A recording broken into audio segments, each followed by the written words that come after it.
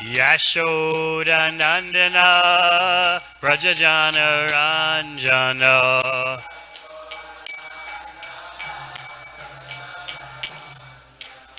Yashoda Nandana Brajajana Ranjana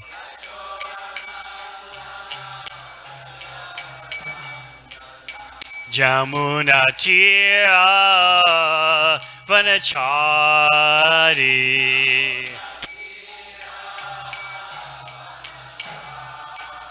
Jamuna Tira Vanachari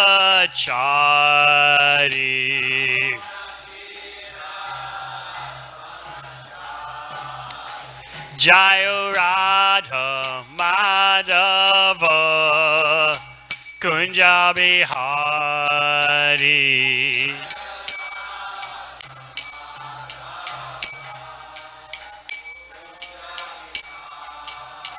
Jaya Gopi Jana Ballabha Giridhari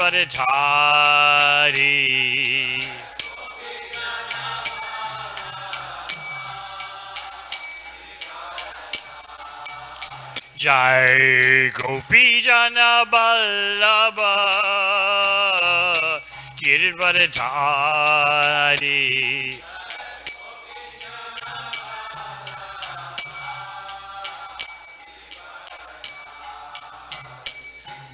Yashoda Nandana Brajajana Ranjana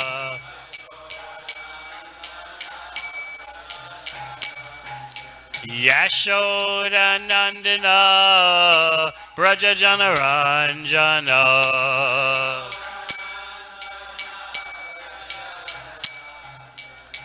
Jamuna Tira Vanachari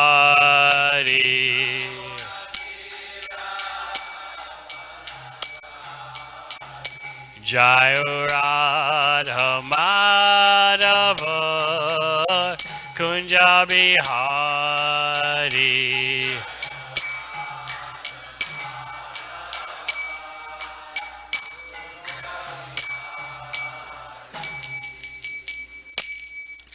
Jai Vishabham Sabadaraja Kajaya Stoja Sisimat A.C. Bhakti Vedanta Swami Maharaj Srila Prabhupada Ki Jai Om Vishnupam Sabadaraja Kajaya Stoja Sisimat Bhakti Siddhanta Saraswati Thakur Prabhupada Ki Go Premanandi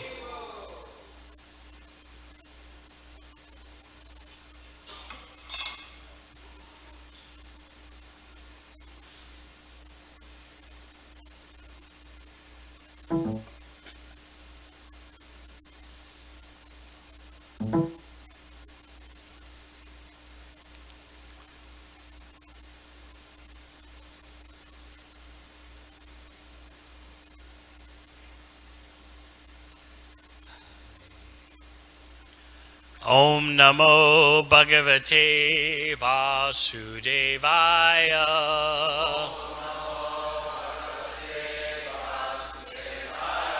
Om Namo Bhagavate Vasudevaya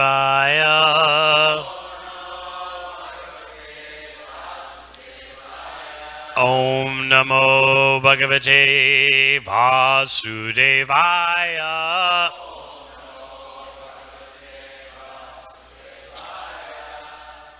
Srimad Bhagavatam, 10th Canto, Chapter 11, The Childhood Pastimes of Krishna, Text 15. Krishna Krishna Ravindaksha Tate Stanam Piba Alang Vahare Shruchanta Krida Shranto Siputraka Krishna Krishna Ravindaksha Tate Stanam Piba Alam Vihara Shruchanta Krida Shanto Siputraka Krishna Krishna Ravindaksha Tata Ehi Stanam Piba Along Vahare Shanta Krida Shanto Siputraka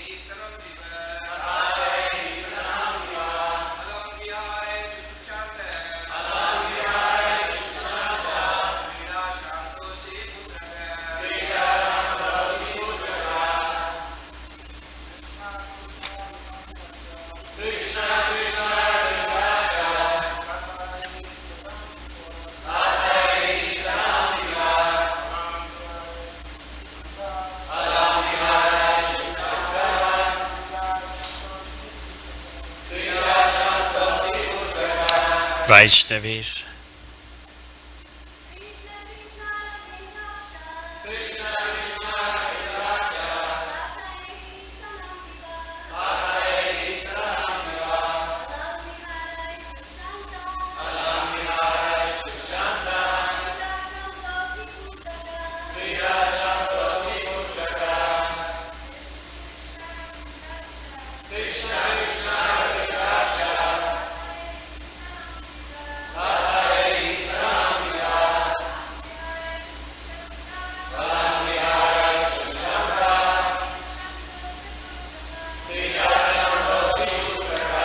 Krishna Krishna Ravindaksha. O Krishna, my son, lotus-eyed Krishna, Tata, O darling, Ehi, come here, Stanam, the milk of my breast, Piba, drink, Alam Viharai. After this, there is no necessity of playing. Shanta, tired because of hunger. Krida Shranta, fatigue from playing. Asi, you must be. Putraka, O my son. Mother Yashoda said, my dear son Krishna, lotus-eyed Krishna, come here and drink the milk of my breast. My dear darling, you must be very tired because of hunger and the fatigue of playing so long. There is no need to play anymore. Text 16. My dear Baladev, best of our family, please come immediately with your younger brother Krishna. You both ate in the morning, and now you ought to eat something more. 17. Nanda Maharaj, the king of Vraja, is now waiting to eat. Oh, my dear son Balaram, he is waiting for you. Therefore come back to please us. All the boys playing with you and Krishna should now go to their homes. Purport. It appears that Nanda Maharaj regularly took his food with his two sons, Krishna and Balaram. Yashoda told the other boys, now you should go to your homes. Father and son generally sit together, so Mother Yashoda requested Krishna and Balaram to return, and she advised the other boys to go home, so that their parents would not have to wait for them. Om Jnana-Timirandasya Jnananjana Shalakaya Chakshun Militang Yena Tasmai Shri Gurave Namaha. Jai Shri Krishna Chaitanya Prabhu Nityananda Shri Advaita Gadadhara Srivasadi Gaura Bhaktavinda. Hare Krishna Krishna Krishna Hare Hare, Hare Rama Rama Rama Hare Hare. We are thrust in the middle of an intimate pastime of Mother Yashoda scheming so that Krishna will come home and take prasad. Whenever there's an opportunity to hear about Krishna, the devotee who wants to make advancement seizes that opportunity to hear about Krishna and glorify Krishna. That seizing of the opportunity is the evidence that bhakti is developing.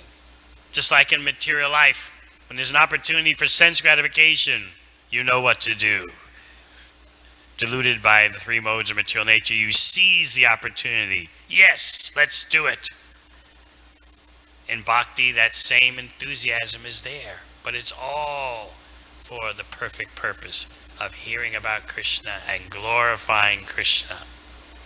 The devotee, in the core of his or her heart, feels this pounding urge. Just like the materialist feels the pounding lust, the devotee feels the pounding desire that Krishna must be glorified. I must do something to glorify Krishna. I can't sit still without Krishna being glorified. By the mercy of Shukadeva Goswami, Pritchett Maharaj, coming through parampara, presented by Srila Prabhupada, we are thrust in the midst. We're right in the central dynamics of a kind of tug of war, or tug of love between Mother Yashoda and Krishna. In chapter 9, you already heard about Damodar Leela, how Mother Yashoda decided to bind Krishna because he was so restless. She didn't want him racing off into the forest after she had chastised him. And so she sought to bind him with a rope to the grinding mortar. And you know the famous segments of that Leela, how no matter how many ropes Mother Yashoda brought, Krishna could not be bound. He who has no inside or outside, no beginning or no end, how do you get a rope around his waist? Yet for the sake of Leela, for the sake of pastimes, Krishna appears to have a tiny waist, which shouldn't have taken more than 2 feet of rope for him to be bound. Yet, he refused to let Mother Yashoda bind him. Why? He was determined. How am I going to enact my daily pastimes of what? Stealing butter and playing with my friends. He didn't want his mother to interfere with that. She wants to bind me, I want to play. So just as Mother Yashoda was determined, so Krishna has his own determination. So how are things going to work out? We'll see that same apparent clash of love happen when Mother Yashoda is wanting Krishna to come home and take lunch. So in the Damodar Leela, Krishna decided, let my vibhutis take over, my powers of opulence. They'll make the rope impossible to go around me. But he became affected by Mother Yashoda's determination to love him in her own way. She's thinking, he has to be protected. I have to bind him, otherwise he'll get into even more trouble. He'll race off in the forest and who knows what will happen. I have to bind him. This is what I do as his mother, and he is my child. She had that determination. And she labored very hard with that determination. The epitome, the perfection of labor of love. Still, it was labor, but there was no trace of material exhaustion, fatigue, strain. Yet she was endeavoring mightily. We also want to serve Krishna. We aspire to serve Krishna in that way. Giving our all in all without any material motivations, any material taints of desire for fame, recognition, our own gratification. Mother Yashoda was certainly laboring. The Sanskrit word used is parishrama. That word can also be used for the labor of materialists. But in the case of Mother Yashoda, she's on the perfect platform of love of Krishna.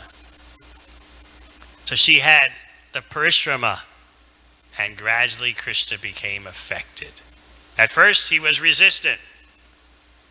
She's stubborn to do what she wants. I'm stubborn to do what I want. He had his swanishta, his own determination. And she had her, the Acharya say, bhaktanishta. She had the determination of a devotee to serve Krishna in her way. So finally, what happened? How was the situation resolved? Because of the overwhelming purity of her love and the effort she made. She was making effort. You know how she was gathering rope after rope after rope. The older gopis are watching and smiling. Mother Yashoda begins to smile too. What's going on? She's with her rational faculties. She could see rope after rope can't bind him. They're always, the sum total is always two fingers too short. That 2 fingers too short has significance. Everything in Krishna Leela has significance, and therefore you can go on analyzing these Leelas endlessly, hearing the Acharya's analysis of these pastimes. 2 fingers too short means out of the 3 methods of self-realization, karma, jnana, and bhakti, 2 don't make it. Karma and jnana. That's what the significance of the 2 fingers too short is, the Acharyas say. Only bhakti can bring Krishna under the devotee's control. So Krishna responded to his mother's effort. This is a very important point for us, because in our outreach activities, in our service activities, in support of the outreach activities, how much are we the doer? The actual resolution of our service endeavors comes from Krishna himself. When Krishna becomes satisfied by our efforts, Krishna does everything and then gives all the credit to the devotee. So this is the platform of bhakti that we're longing for. That somehow the Krishna becomes pleased by our efforts, and then he makes everything happen. Of course, then there's competition. Krishna wants to give all the credit to the devotee, but the devotee wants to give all the credit to Krishna. In this way, the love and the service goes on increasing as the competition continues. Krishna wants to serve the devotee doesn't want to take any service from Krishna. The devotee wants to serve Krishna.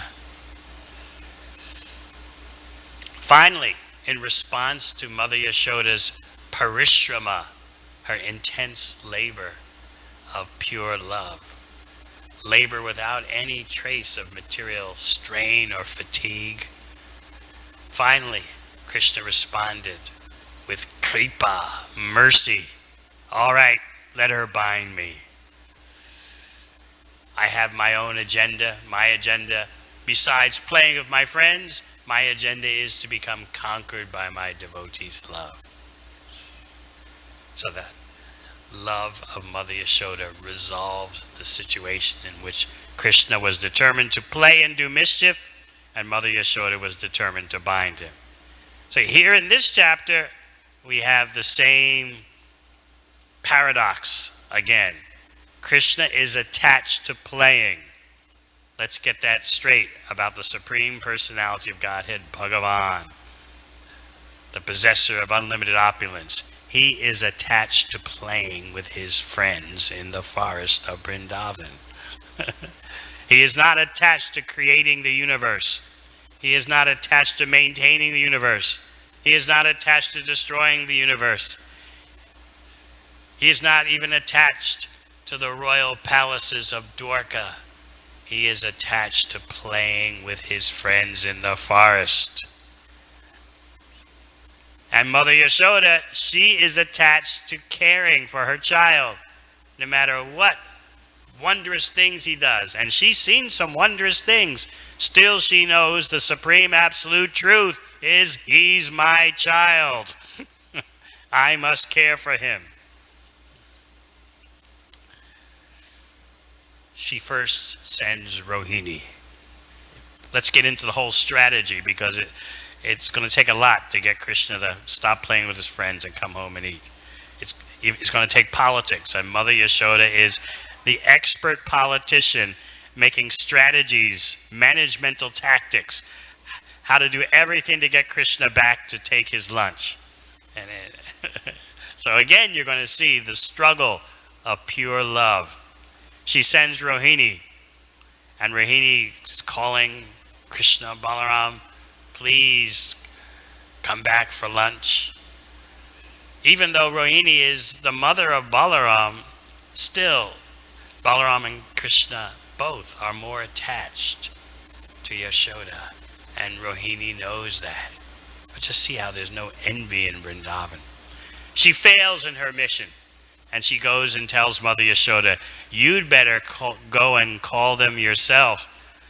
Call these two boys, because they have more affection for you than they do for me.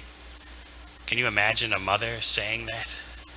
Someone else call my son for lunch because my son and his brother have more affection for you than for me. But that's what Rohini did.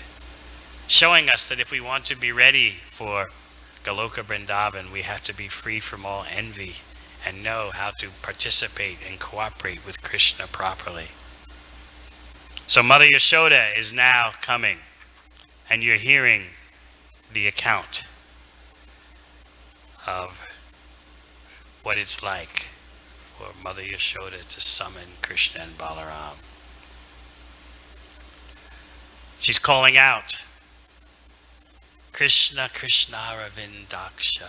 Oh, Krishna, my son, lotus-eyed Krishna, come here, drink the milk of my breast. Her breast is already flowing with milk out of affection. Come here, drink the milk of my breast. Tata, my dear darling, you must be so tired because of hunger and fatigue of playing so long. How can Krishna become fatigued? Fatigue is a symptom of the material energy, diminution, exhaustion, strain, and stress. But no, she's saying, you're tired because of playing. You ate a long time ago. You ate in the morning. Krishna is certainly not fatigued from playing. He can play eternally. That is God. He plays eternally, non-stop. But what does Mother Yashoda say? In Vatsalya Prem, in pure love of Krishna, in maternal love, she says, there's no need to play anymore.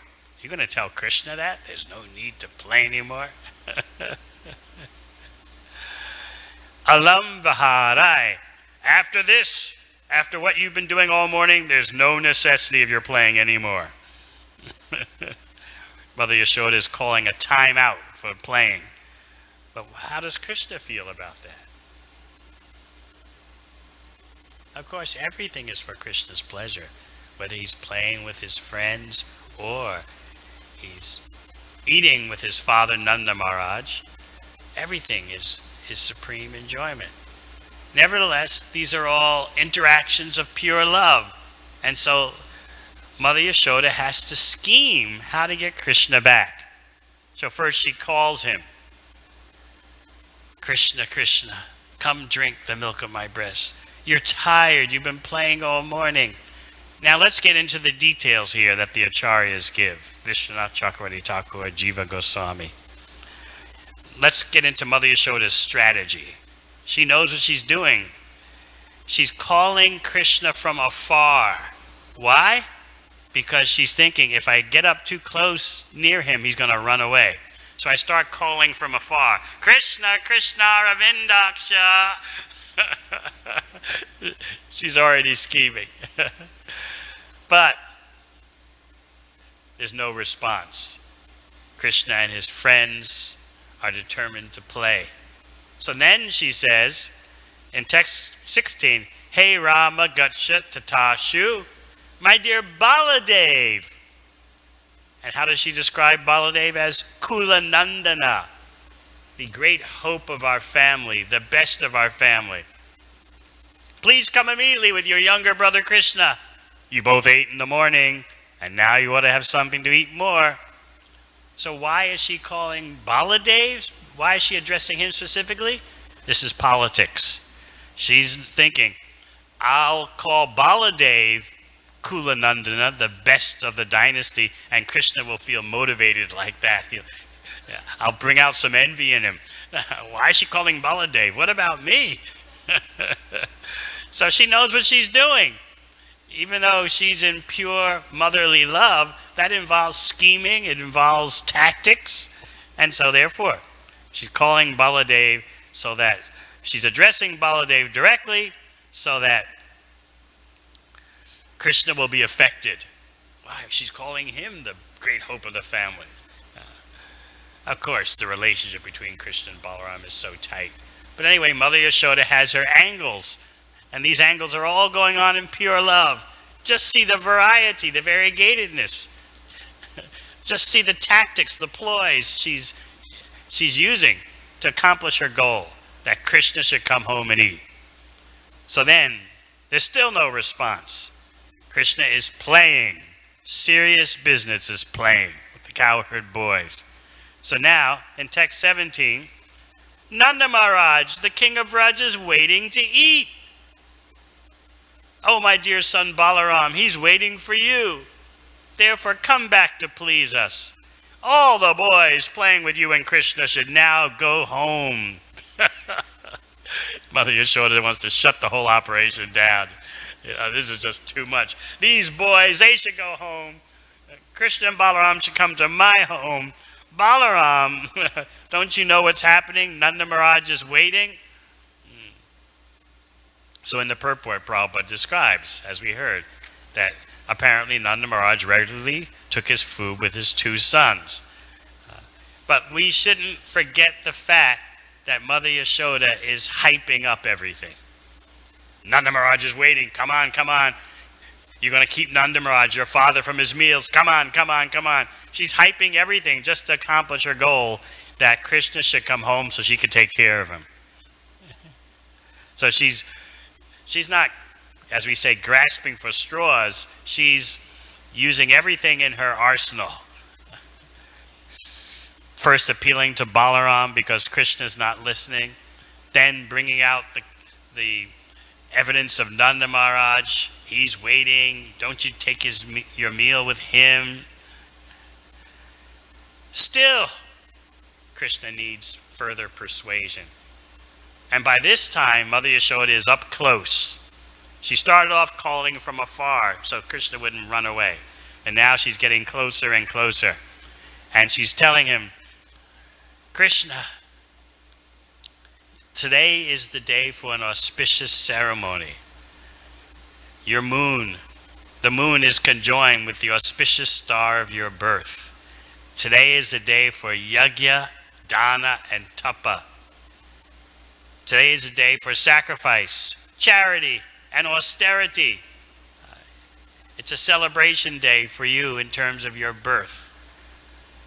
You have to come back and become cleansed. Your body is covered with dust and sand. How can Krishna be impure? He is the supreme pure.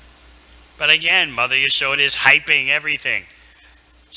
In her pure love, she wants to get Krishna back so that he'll take his meals, because she's convinced he's hungry. He hasn't eaten since the morning.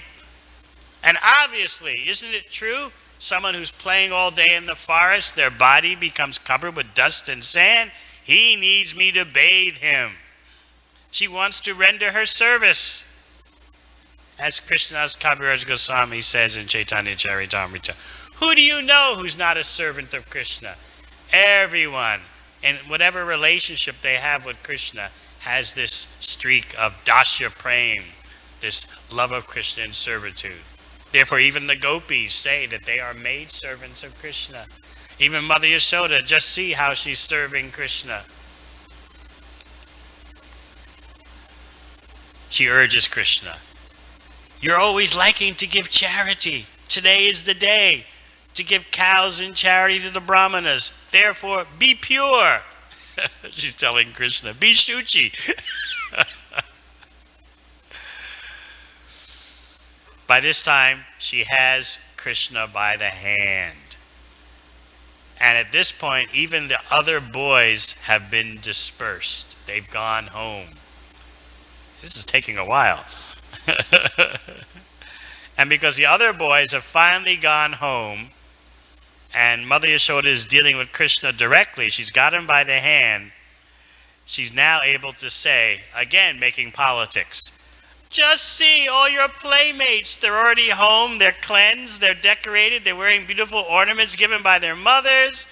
You should also come home and get decorated with ornaments and take your bath and eat your lunch. Later you can play with your friends again." So she's saying that to motivate Krishna. Look at your friends. They already went home. They're decorated with jewels. Don't you want to be decorated with jewels too, like the other boys? So this is what's going on in these particular childhood pastimes of Krishna. And we're unlimitedly fortunate to get some insight into these pastimes. And we're juggling two realities, that Krishna is the Supreme Opulent One, and also that Krishna is the Supreme Beloved. Even though in Vrindavan they see instances of his opulence, their pure love, their affection is never overwhelmed, or it's never affected by Krishna's opulence. Therefore, as we heard earlier in this chapter, when the Yamala Arjun trees came crashing down, all the men came running. Where were the women? The women had all fainted, thinking some catastrophe had happened to Krishna. And when the men got there first, they saw these fallen trees, and they saw Krishna standing there covered by tree branches. You can imagine how horrified the men were. Oh my, he could have been killed. That was their number one reaction. Krishna could have been killed by the falling of these trees. And then they began to think, what caused these trees to collapse? There was no strong wind. There were no elephants roaming around knocking down trees. What happened? The young cowherd boys there told the truth. Krishna did it. And then two shining men came out from the trees. The cowherd men were in a dilemma. We can't believe that. He's just our little beloved village boy, Krishna. But there was a struggle. You have to see these dynamics in Krishna Leela. They, with their intelligence, could see marks on the trees that had fallen, indicating that the mortar had dragged the trees down. They could see the evidence, but because of their prema, they couldn't accept what was right before their eyes. No, this little boy couldn't have done it. Some cowherd men were a bit doubtful. Well, this boy has been predicted to be as equal to Narayan. He might have done it.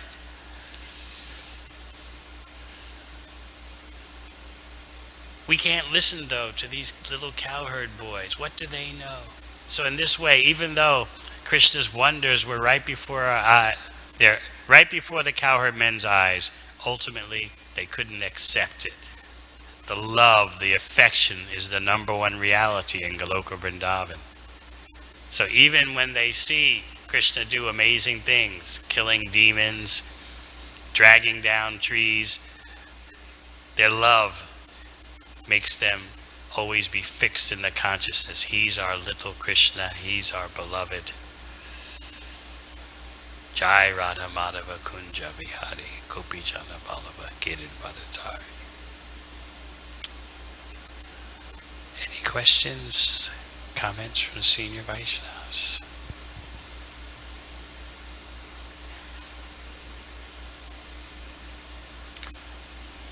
Jai, all glories to Srila Prabhupada.